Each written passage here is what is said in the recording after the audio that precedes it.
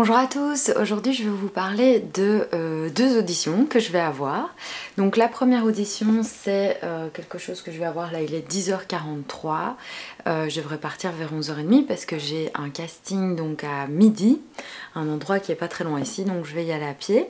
Et c'est un casting pub. Donc les castings pub à Los Angeles, c'est en général via le site LA Casting, donc LA et puis casting en un mot. Ça s'appelle aussi Casting Networks. Je sais pas pourquoi il y a deux noms de sites, mais en fait ça va au même site. Et donc du coup, là je me suis inscrite, j'ai mis qui était mon agent, etc. Et mon agent, ce qu'elle fait, c'est que toute la journée, elle regarde des annonces de casting qui sont publiées, parce qu'il y en a qui sont publiées tout le temps. Et ce qu'elle fait, c'est qu'elle a tous des acteurs, et chaque fois qu'elle voit une annonce, elle se dit dans tous les acteurs que j'ai, qui est-ce que je pourrais soumettre au directeur de casting pour voir s'il est intéressé de les auditionner. Donc du coup, elle soumet tout le monde, elle me soumet. Il y a quoi? Il y a ma photo, il y a une description de ma taille, mon poids, ma couleur de cheveux, d'yeux et tout ça. Il y a aussi mes bandes démo, donc ils peuvent regarder ce que j'ai déjà fait. Et il y a aussi mon CV avec plein d'informations, les choses que je sais faire, genre je peux faire de la plongée sous-marine, je sais danser, je sais chanter. Donc tout ça c'est noté sur mon CV, donc ils peuvent avoir accès à ça et se dire est-ce qu'on a envie de l'auditionner ou pas. Souvent en général, ils regardent vraiment juste la photo et si la photo leur plaît, voilà, ils vous invitent à venir au casting. Donc elle me soumet, le directeur de casting regarde la photo, il peut regarder d'autres choses et puis il dit ok je veux la voir. S'il dit ok je veux la voir, moi je reçois un texto sur mon téléphone et le texto sur mon téléphone il dit simplement, je vais regarder ce qu'il dit exactement, il dit de qui ça vient, SMS casting machin, ils me disent la date de quand j'aurai le casting, ils me disent pourquoi est le casting, que je peux pas dire évidemment, ils me disent message, vous avez une audition, checkez vos castings machin pour confirmer l'audition et avoir les détails. À ce moment-là, je reçois un email avec le nom de mon agent qui dit que j'ai aussi eu l'audition et qui m'envoie un lien pour que j'aille sur le site. Une fois que j'arrive sur le site, j'ai accès à tous les détails. Donc je vois qui est le directeur de casting qui va m'auditionner, quelle est l'agence de casting qui va m'auditionner. Donc ça, ce que je peux faire, c'est que je peux aller voir sur internet c'est quoi leur nom, qu'est-ce qu'ils font comme genre de casting, c'est qui ces personnes, etc. Comme ça, quand j'arrive, je peux dire bonjour et savoir un petit peu qui est en face de moi. Ensuite, je vois la marque, ou la marque en général pour laquelle je vais passer le casting, parce que c'est une publicité évidemment. Puis il y a ma photo, il y a le nom de mon agent, il y a son numéro de téléphone, il y a la date et l'heure à laquelle je suis attendue au casting. Il y a le nom de mon personnage. Ici, il est marqué vignette 9 parce qu'en fait, ils ont plein de petites photos et je dois correspondre à une photo. Et puis ils disent l'usage qu'ils vont faire de la publicité et où ça va être diffusé, dans quel pays, pour combien de temps, etc. Puis ils disent le prix. Ils indiquent combien on va être payé pour la publicité et pour l'usage.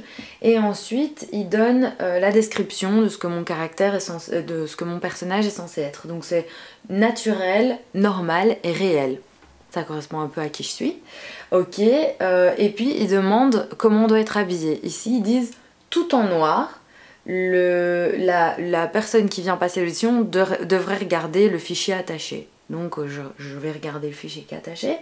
Et puis casting directeur, ils mettent le nom du gars et la location, donc l'endroit où ça va être fait, ils mettent le nom aussi et l'adresse et ils me mettent l'adresse avec les détails, s'il y a une sonnette, s'il y a un truc que je dois appuyer ou quoi.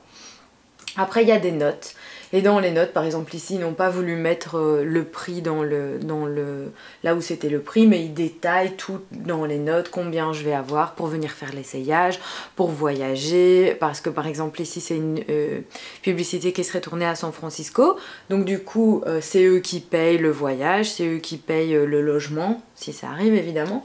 Et alors un truc qui arrive souvent aussi ici aujourd'hui, c'est que ils vont dire vous êtes payé pour le tournage, ça on est toujours payé pour le jour du tournage, pour notre prestation, parfois pour l'essayage aussi. Et alors après il y a des droits, parce que quand vous donnez votre tête, votre image pour une marque, ils doivent payer des droits parce que eux, grâce à votre tête, ils vont vendre un produit. Donc ils doivent vous payer des droits d'image, ça s'appelle. Et en fait ces droits-là, ben évidemment, de plus en plus, ils ne les payent que si vous êtes visible à l'écran. Parce que si par exemple maintenant ils décident de tourner, voilà là je vous ai dit c'est vignettes 9, peut-être qu'ils ont 15 vignettes et qu'ils vont tourner une personne, une personne, une personne, puis au moment du montage ils se disent en fait ce truc là on va pas le faire, c'est naze, retirons-le du montage. Et donc du coup la personne qui a tourné ça, elle a été payée pour sa prestation, elle est venue ce jour-là, elle a été payée pour son travail ce jour-là, mais elle n'aura pas de droit à l'image. Parce que son image ne va pas être utilisée pour représenter la compagnie, etc. Ça peut arriver dans plein de choses. Par exemple, j'ai un ami qui était sur le film Harry Potter et il était sur 2 des films. Il y a un des films où on le voit et donc effectivement, voilà, il a fait le tournage, il a été payé pour son tournage et aujourd'hui il reçoit toujours à chaque fois qu'on diffuse Harry Potter à la télé, il reçoit des sous. Mais il a été aussi dans le film numéro 3, je crois, ou non, c'était 4 ou 5, parce qu'il était dans le film 3 et après il a été dans le 4 ou 5, je sais plus. Et en fait, on n'a pas utilisé les images. Donc c'est-à-dire qu'il a été payé parce qu'il est venu sur le jour de tournage et qu'il a tourné, mais après, au montage, on s'est dit, on n'a pas vraiment besoin de ce truc-là, on va pas le mettre dans le film. Et donc là, ben, même s'il est venu, qu'il a tourné, qu'il a travaillé dans le film, personne ne le sait parce qu'au montage, il n'était pas là. Donc voilà, ça c'est des choses qui peuvent arriver et c'est pour ça qu'en publicité ils vous payent ou ils vous payent pas selon ce que vous avez fait. Et donc après ce que je dois faire, c'est que je dois confirmer que je vais venir. Donc je dis simplement que je confirme, ou alors je peux mettre une petite note pour dire ah je suis désolée je peux pas venir aujourd'hui, et ils demandent toujours d'expliquer pourquoi vous pouvez pas venir aujourd'hui. Ou alors on peut même demander pour changer l'heure de l'audition si jamais on a un souci. Encore une fois, il faut mettre une petite note et changer l'heure de l'audition. Après, je m'habille en noir, je me maquille, je me coiffe et puis là je vais aller à mon audition.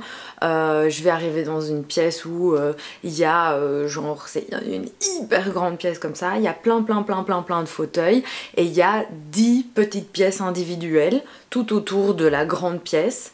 Et c'est un peu comme une grande salle d'attente et il y a le nom de tous les castings. Donc quand on arrive, on regarde la liste, on dit ah moi je viens pour celui qui a lieu en pièce numéro 3. On arrive près de la pièce numéro 3, en général là il y a une feuille. Et il y a une feuille où il faut mettre son nom, son prénom, à quelle heure on est arrivé, le nom de son agent, son numéro de téléphone, le numéro de téléphone de son agent. Et puis on attend. Et puis là je sais aujourd'hui que je sais pourquoi plus ou moins je dois passer parce que j'ai été voir la petite photo. Et donc on va me demander de rien dire du tout, on va juste me demander de faire un regard un peu genre bizarre. Et voilà, l'audition sera finie, on me dit au revoir, merci, et puis je rentre chez moi. Et quand je rentre chez moi, je vais pas penser à mon audition, je vais pas attendre qu'on me rappelle. Si ça tombe, ah oui, parfois ils disent aussi, mais là je ne vois pas que c'est inscrit, donc probablement qu'il n'y en aura pas. Parfois ils donnent aussi une date à laquelle il pourrait y avoir un callback. Et ça, du coup, moi c'est à moi de regarder aussi, est-ce que je suis disponible pour les dates 1 du tournage et est-ce que je suis disponible pour les dates du callback. Et donc ça c'est assez intéressant aussi de savoir si je suis disponible à ces dates-là, parce que sinon je vais pas aller à l'audition, parce que sinon je fais perdre le temps à toutes les personnes qui sont là. Donc ici ils disent date du tournage 29 janvier jusqu'au 3 février, donc ce serait plus ou moins ces dates-là. Concernant le callback, voilà, il y a un callback effectivement le 22 du 1. Donc voilà, si jamais il me rappelle, à ce moment-là je le saurai le 21 probablement. La veille, hier mon texto c'était à 4h30 de l'après-midi que je l'ai eu. Donc voilà. Donc voilà comment ça se passe quand on est contacté pour un casting de publicité à Los Angeles. Je sais qu'en France c'est un petit peu différent, mais comme ça m'arrive ici, j'avais envie de partager ça avec vous aujourd'hui. Gros bisous et une super belle journée à tous.